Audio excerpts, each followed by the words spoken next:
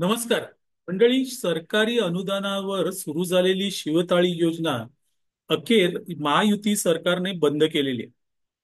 ही योजना म्हणजे पांढरा हत्ती होती आणि त्यामुळे एकतर सरकारी तिजोरीतून पैसा जायचा, पुन्हा ज्यांनी ज्यांनी शिवथाळी योजनेसाठी स्टॉल घेतले होते त्यांनाही हे एक डोकेदुखी होती. या योजनेसाठी मिळणारी अनुदानं ही वेळेवर मिळायची नाहीत. पुन्हा त्याचं मोठं कर्ज झालेलेही व्यक्ती मी बघितलेले आहेत. अशी ही योजना बंद झाली, हे अतिशय चांगलं झालं आणि त्यासाठी उबाटा सेनेचे जे कार्यकर्ते आहेत ते आभार मानत असतील मंडळी. कारण करोनाच्या त्या काळामध्ये सुरू झालेली ही योजना, त्याचे बहुतेक स्टॉल हे अर्थातच उबाटा सेनेच्या कार्यकर्त्यांना मिळाले.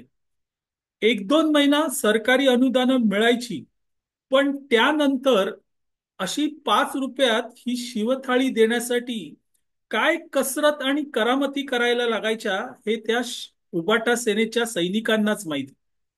अनेक जणांनी माझ्याकडे ही व्यथा व्यक्त केलेली आहे आणि ती योजना नेमकी कशासाठी आणि का असाही सवाल केलेला आहे. ही योजना सरकारी अनुदानावर होती, पण अनेकदा ज्यांनी ज्यांनी स्टॉल घेतलेले आहेत त्यांच्या खिशातले पैसे त्यामुळे गेलेले आहेत. अर्थात हे शिवसेनेच्या नेत्यांना कळत नसेल, तर याचा अर्थ स्पष्ट आहे. हे नेते ग्राउंड लेवलला तुटलेले आहेत.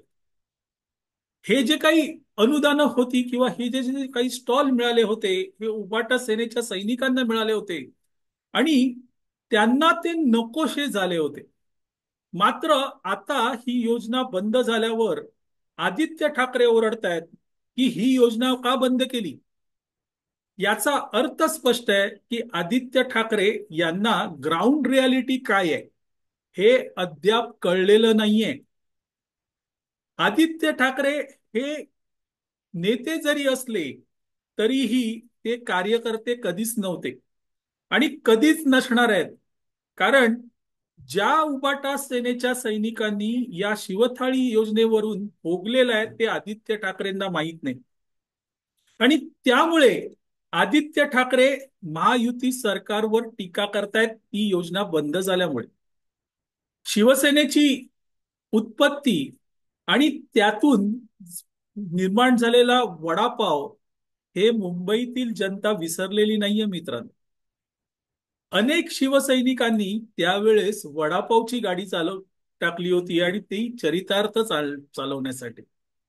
त्यावेळेस कोणतीही अनुदानं नव्हती, पण अनेकांनी ती वडापावची गाडी यशस्वीरित्या चालवून दाखवली, त्याच्यावर संसार उभे केले, आपल्या मुलाबाळांची शिक्षण केली.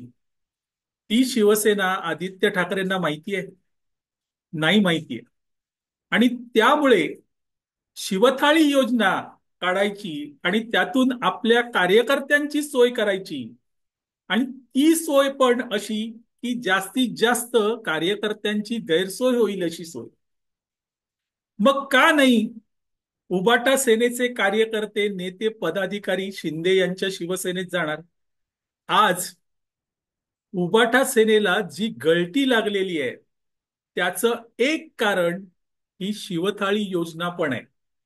आणि ती योजना बंद करून खरं म्हणजे एकनाथ शिंदे यांनी जर कोणावर उपकार केले असतील तर ते आदित्य ठाकरेंवर उपकार केलेले आहेत.